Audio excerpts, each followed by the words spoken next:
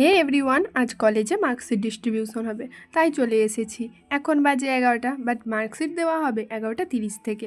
অনেক দিন পর কলেজে আসলাম, তাই ভাবলাম কলেজের চারপাশটা একটু ঘুরে নেওয়া যাক।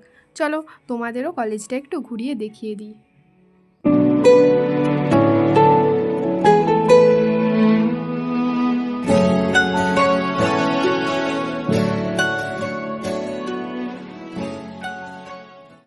ওদিকে দেখি আমাদের রুমগুলোতে রিকনস্ট্রাকশনের কাজ চলছে।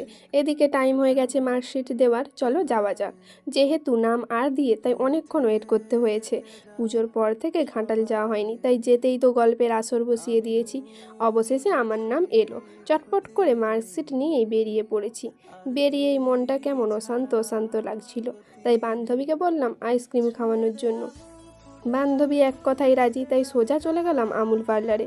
বান্ধবীর টাকা খরচা করে মন শান্ত হয়ে গেছে। ইনি খাইয়েছেন আর আমরা মনের আনন্দে খাচ্ছি। বাড়ি আসার সময় মনে পড়লো মা বলেছিল মায়ের জন্য কানের নিতে, আর তা নিয়েই উঠে পড়লাম বাসে। চলো তবে ভিডিওটা এখানেই শেষ করছি। নেক্সট ভিডিওতে দেখা হবে। রাধে রাধে।